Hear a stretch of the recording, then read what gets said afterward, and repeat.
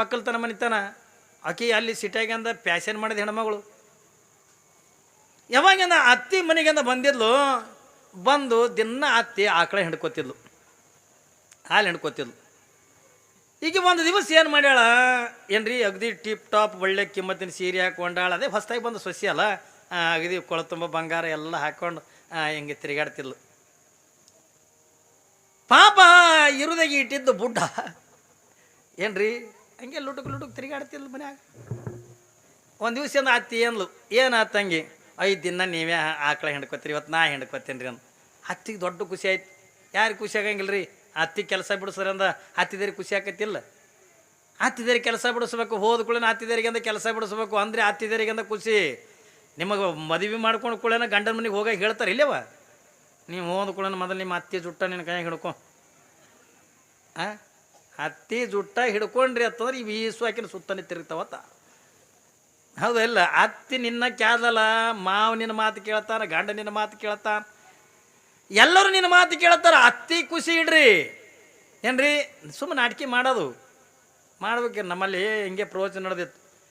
ಅವ್ರ ಅತ್ತಿ ಪ್ರವಚನಕ್ಕೆ ಬಂದಾಳ, ಅದಕ್ಕಿಂತ ನಡ್ಲಿಕ್ಕೆ ಬರಂಗಿಲ್ಲ, ಅಡ್ಡುಣಿಗೆ ಆದಂಗೆ ಆಗಿದ್ದು ಕಾಲ. ಆಕಿ ಪುರಾಣಕ್ಕಂದ ಹೊಂಟಾಳ, ಆಕಿನ ಸೊಸಿ ಇದ್ರೆ ಕುರ್ಚಿ ತೊಗೊಂಡು ಬಂದಾಳ. ಅದು ಮುದುಕಿ ಸುಮ್ಮನೆ ಕೆಟ್ಟ ಕ್ವಾಡಗೆ ಮುದುಕಿ, ಅದು ಕೂತಲ್ಲೇ ಕುಂದ್ರದಲ್ಲ. ಪುರಾಣದಾಗೂ ಎದ್ದು ಅಲ್ಲಿದಿಂದ ಇಲ್ಲಿಗೆ, ಇಲ್ಲಿದಿಂದ ಅಲ್ಲಿಗೆ, ಆಕಿ ಎಲ್ಲೆಲ್ಲಿ ಎದ್ದೆದ್ದು ಹೋಗ್ಕಳಿಕಿ ಪಾಪ ಸೊಸಿ ಅಂತ ಕುರ್ಚಿ ತೊಗೊಂಡು ಒಯ್ದು ಹಾಕಿ. ನನಗೆಂದ ಭಾಳ ಖುಷಿ ಆಯಿತು. ಏನಪ್ಪ ಅತ್ತಿ ಮೇಲೆ ಎಷ್ಟು ಕಾಜಿ ಅದಳಲ್ಲಿ, ಎಷ್ಟು ಪ್ರೀತಿ ಅದಳ ಸೊಸಿ. ಯವ್ವಾ ನಿನ್ನಂತಕ್ಕಿ ನೋಡಿ ನನಗೆ ಭಾಳ ಖುಷಿ ಆಯ್ತು. ಯಾಕಯ್ಯಪ್ಪ ನಾನು ನೋಡಿ ನನಗೆ ಯಾಕೆ ಖುಷಿ ಆಗ್ಯದ, ಏನವ ಅತ್ತಿ ಸೇವಾ ಎಷ್ಟು ಮಾಡ್ತಿದ್ದಿ, ಆಕೆ ಎಲ್ಲೆಲ್ಲಿ ಕುಂದಿರ್ತಾನೆ ಅಂತ ಅಲ್ಲೆಲ್ಲಿ ಒಯ್ದು ಕುರ್ಚಿ ಹಾಕ್ಲಕತ್ತಿದಲ್ಲ, ನಿನ್ನಂಥ ಅತ್ತಿ ಸೇವಾ ಮಾಡೋಕ್ಕಿನ್ನ ನಾನು ನೋಡಿಲ್ಲ ಅಂದೆ. ಆಕಿ ಅಂದ್ಲು, ನಾ ಎಲ್ಲಿ ಅತ್ತಿ ಸೇವಾ ಮಾಡ್ತೀನಿ ಅಯ್ಯಪ್ಪ, ಇವತ್ತು ನಾನು ಸೀರೆ ಉಟ್ಕೊಂಡು ಬಂದದ ನಾನು ಸೀರೆ ಉಟ್ಕೊಂಡು ಬಂದಾಳ, ಎಲ್ಲರೂ ಕೂತು ಹೊಲಸು ಮಾಡ್ಕೊತಂದ್ರೆ. ಆಕಿ ಅತ್ತಿ ಮೇಗಿನ ಕಾಜಿಗೆಲ್ಲ ಸೀರೆ ಕಾಜಿ. ಆಕಿನೆಲ್ಲಿ ಕಾಜಿ ಮಾಡಲಿ, ಎಲ್ಲರ ಅತ್ತಿ ಮ್ಯಾಗ ಅತ್ತಿ ಸೊಸಿ ಅಂದ ತಾಯಿ ಮಗಳಿದ್ದಂಗೆ ಇದ್ದಿದ್ದೆ ಅಂದ ಎಲ್ಲರೂ ಕೇಳಿರಿ ನೀವು, ಎಲ್ಲಿ ಕೇಳೋಕ್ಕಾಗಲ್ಲ. ಅತ್ತಿನೇ ಸೊಸಿನೇ ಏನ್ರಿ. ಪಾಪ ಈಕಿ ಅಂದು ಅತ್ತಿ ದಿನ ನೀವೇ ಆಕಳ ಹಿಡ್ಕೊತೀರಿ, ಇವತ್ತು ನಾ ಹಿಡ್ಕೋತೀನಿ ರೀ ಅಂದು. ಅಯ್ಯ ಯಾರು ಬೇಡತ್ತಾರ ಅಯ್ಯವ ಹಿಡ್ಕೋ ಅಲ್ಲ ತಿಕ್ಕೊಳನ್ಲು. ಪಾಪ ದಿನ ಅತ್ತಿ ಒಂದು ತಂಬಿಗೆ ನೀರ ಏನ್ರಿ, ಒಂದು ತಂಬಿಗೆಯಾಗಿಂದ ನೀರು ತೊಗೊಂಡು ಹೋಗೋದು ಈಕಿ ನೋಡಿದ್ಲು ದಿನ. ಯಾವಾಗಿಂದ ತಂಬಿಗೆಯಾಗಿಂದ ನೀರು ತೊಗೊಂಡು ಹೋಗೋದೆ ಅಂತ ನೋಡಿದ್ಲು. ಈಕಿನೂ ಅಂದ ತೊಗೊಂಡ್ಲು ಏನ್ರಿ, ಒಳ್ಳೆ ಕಿಮ್ಮತ್ತಿನ ಸೀರೆ ಉಟ್ಕೊಂಡಾಳ, ಬಂಗಾರ ಗಂಗಾರ ಹಾಕ್ಕೊಂಡಾಳ, ಚಲೋ ಮೇಕಪ್ ಮಾಡ್ಕೊಂಡಾಳ, ಮೊದಲು ಫೇರ್ ಆ್ಯಂಡ್ ಲವ್ಲಿ ಹಚ್ಚಾಳ, ಅದ್ರ ಮೇಲೆ ವಿಕೋ ಟರ್ಮರಿ ಹಚ್ಚಾಳ ಏನ್ರಿ, ಒತ್ತಿ ಪೌಡ್ರಾಗಿ ಹೊಡ್ಕೊಂಡಾಳ. ಅದು ಏನಾಗ್ಯದ, ತಂಬಿಗೆ ತೊಗೊಂಡು ಕೊಟ್ಟಿಗೆಗೆ ಹೋದ್ಲು. ಹೋಗುತ್ತಾನ ಇಲ್ಲ ನಮ್ಮ ಮಾರ್ಬಲ್ ಹಾಕಿರ್ತಾರೆ ಕೊಟ್ಟಿಗೆಗ, ಏನು ಗ್ರ್ಯಾನೈಟ್ ಹಾಕಿರ್ತಾರೆ ರೀ. ಕೊಟ್ಟಿಗೆಗಂದ ಆಕಳದ ಸಗಣಿ ಇಟ್ಟು ಅದು ಮೂತ್ರ ಗೀತ್ರ ಹಾಕಿ ಏನ್ರಿ ಹೊಲಸು ಮಾಡಿತ್ತು. ಈಕಿಯಿಂದ ಹೋದ್ಲು, ಕೊಟ್ಟಿಗೆಗಿಂದ ಹೋಗಿ ನೋಡ್ತಾಳ, ಚೀ ಇದ್ರಾಗ ಕೂತು ನಾ ಹಾಲು ಹಿಂಡ್ಕೊಳ್ಳೆ ಅಂದ್ಲು. ಇದ್ರಾಗ ಹೆಂಗೆ ಕೂತು ಹಿಂಡ್ಕೊಳ್ಳೋಣ, ನಾ ಇಟ್ಟು ಕಿಮ್ಮತ್ತು ಸೀರೆ ಉಟ್ಟೀನಿ, ಇಟ್ಟೆಲ್ಲ ಆಭರಣ ಹಾಕೊಂಡು ಇಟ್ಟೆಲ್ಲ ಮೇಕಪ್ ಮಾಡ್ಕೊಂಡು, ನಾ ಯಾಕೆ ಸೆಗಣಿಯಾಗಿಂದ ಕೂತಂದ ಆಕಳ ಹಿಂಡ್ಕೊಳ್ಳಿ, ನಾ ಆಕಳು ಡುಬ್ಬದ ಮ್ಯಾಗ ಕೂತ್ಕೊಂಡು ಹಾಲು ಹಿಂಡ್ಕೊತೀನಿ ಅಂದ. ಡುಬ್ಬದ ಮ್ಯಾಗ ಕೂತ್ರ ಆಕಳ ಹಾಲು ಹಿಂಡ್ತದ್ರಿ, ಬಾಯನ್ ಹಲ್ಲು ಹೋಕ್ಕವು. ನಾವು ಒಂಥರ ಆಕಳ ಹಿಂಡ್ಕೊಳಂಗ ಏನ್ರಿ, ಸದ್ಗುರುನಾಥ ಅಂತಕ್ಕಂಥವನೇ ಆಕಳ. ನಾವು ಎಷ್ಟು ವಿನಯದಿಂದ ಆ ಗುರುವಿನ ಪಾದ ಹತ್ರಿಂದ ಕೂತ್ಕೊಂಡು ನಾವು ಏನು ಸೇವೆ ಮಾಡ್ತೀವಲ್ಲ, ಆ ಸೇವಾದ ಫಲನೇ ಅಲ್ಲಿ ಸಿಗತಕ್ಕಂಥದ್ದು. ಅಂಥ ಸೇವೆ ಅನ್ನತಕ್ಕಂಥದ್ದನ್ನು ಇಲ್ಲಿ ಯಾರು ಮಾಡ್ಲಿಕ್ಕತ್ತಾರ ತಗೊಂಡೋದಕ್ಕೆ ಕೇಳಿದ್ರೆ, ಯಾವ ನಾಗಮ್ಮ ಮೌನೇಶ್ ಅಂತಕ್ಕಂಥವ್ರು ಮಾಡ್ಲಿಕ್ಕತ್ತಾರ. ಒಳ್ಳೆ ಭಕ್ತಿ ಭಾವ ಶ್ರದ್ಧೆಯಿಂದ ಮಾಡ್ಲಿಕ್ಕತ್ತಾರೆ. ನಿತ್ಯನೂ ದೇವಸ್ಥಾನಕ್ಕೆಂದ ಹೋಗಿ ಎದುರಿಗೆ ನಿಂತ್ಕೊಂಡ ಕಣ್ಣೀರು ಹಾಕೋದು.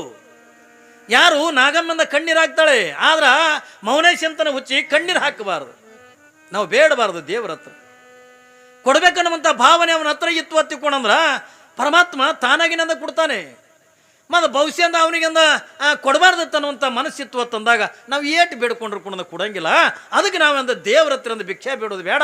ಅವನ ಮನಸ್ಸಿಗೆ ಒಂದು ಇಚ್ಛೆ ಇತ್ತು ಅಂತಂದ್ರೆ ತಾನೇ ಕೊಡ್ತಾನತ್ತಂದು, ನಿನಗೆ ನಾ ಮಗ ಹಾಕಿನಿ, ನನಗೆ ನೀ ಮಗ ಆಗತ್ತಂದು ಮೌನೇಶ ಒಬ್ರಿಗೊಬ್ಬರಿಂದ ಮಾತಾಡಿಕೊಂಡು ಪ್ರತಿನಿತ್ಯನ ಕೂಡ ದೇವಸ್ಥಾನದಿಂದ ಮನೆಗೆ ಬರ್ತಿದ್ರು.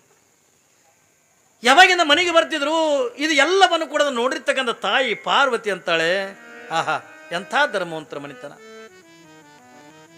ಪರಮಾತ್ಮ ಯಾವುದನ್ನು ಹೇಳ್ಯಾನ ಅದು ಎಲ್ಲವೂ ಕೂಡ ನಡೆಸ್ತಕ್ಕಂಥ ಮನಿತನ ಇಲ್ಲಿ ಐತೆಲ್ಲ ತಿಳ್ಕೊಂಡು ನಾನು ಈ ಭೂಮಿ ಮೇಲಿಂದ ಅವತಾರ ತಾಳಬೇಕಾದ್ರೆ ನಾ ಈ ಭೂಮಿ ಮೇಲಿಂದ ಹುಟ್ಟಬೇಕಾಗಿತ್ತು ಅಂತಂದ್ರೆ ಇದೇ ದಂಪತಿಗಳ ಗರ್ಭದೊಳಗೆ ನಾವು ಹುಟ್ಟಬೇಕಂತ ತಿಳ್ಕೊಂಡೊಂದು ಯಾವಾಗಿಂದ ಪಾರ್ವತಿ ಅಂತಕ್ಕಂಥ ತೀರ್ಮಾನ ತಗೊಂಡು ಅವತ್ತೇನು ಆ ದೇವಸ್ಥಾನಕ್ಕಿಂದ ಹೋಗಿ ಬಂದು ಪಾಪ ಮೌನೇಶ ಮತ್ತು ನಾಗಮ್ಮಯ್ಯನ ಮಲ್ಕೊಂಡಿದ್ರು.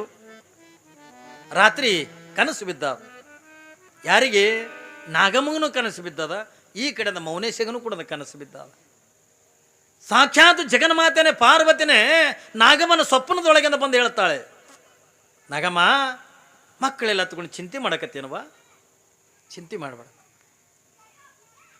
ನಾನು ಶಿವನ ಅರ್ಧಾಂಗಿನ ಆಗಿರ್ತಕ್ಕಂಥ ನಾನು ಪಾರ್ವತಿ, ನಾನು ನಿನ್ನ ಗರ್ಭದೊಳಗಿಂದ ಹುಟ್ಟಿ ಬರ್ತೀನಿ. ಆದ್ರೆ ಹೆಂಗೆ ಹುಟ್ಟಿ ಬರ್ತೀನಿ ಅಂತಕೊಂಡು ಕೇಳಿದ್ರೆ ನಾನು ಹೆಣ್ಣಾಗಿಂದ ಹುಟ್ಟಿ ಬರಂಗೆಲ್ಲ ನಿನ್ನ ಗರ್ಭದೊಳಗಿಂದ ನಾನು ಪಾರ್ವತಿ ಆಗಿದ್ರು ನಿನ್ನ ಗರ್ಭದೊಳಗೆ ನಾನು ಗಂಡಸು ಮಗನಾಗಿಂದ ಹುಟ್ಟಿ ಬರ್ತೀನಿ ಎತ್ತಿಕೊಂಡೊಂದು ಯಾವಾಗಿಂದ ಪಾರ್ವತಿ ಆ ನಾಗಮ್ಮನ ಕನಸಿನೊಳಗಿಂದ ಬಂದು ಹೇಳಿ ಹೋಗ್ತಾಳ. ಯಾಕೆ ಕಟ್ಟ ಕನಸಿನಾಗ ಬಂದು ಹೇಳ್ತಾರ್ರಿ? ಅವ್ರು ಕಳಿತಕ್ಕಂಥ ಜೀವನ ಅನ್ನತಕ್ಕಂಥದ್ದು ನೋಡಿ, ಅವರಲ್ಲಿರ್ತಕ್ಕಂಥ ಭಕ್ತಿ ಶ್ರದ್ಧೆ ನಿಷ್ಠೆ ಅನ್ನತಕ್ಕಂಥದ್ದು ನೋಡಿ, ಸ್ವತಃ ದೇವತೆಗಳು ಬಂದಂದ ಹೇಳ್ತಾರೆ, ನಾನು ನಿನ್ನ ಹೊಟ್ಟೆ ಒಳಗಿಂದ ಹುಡ್ತೀನಿ,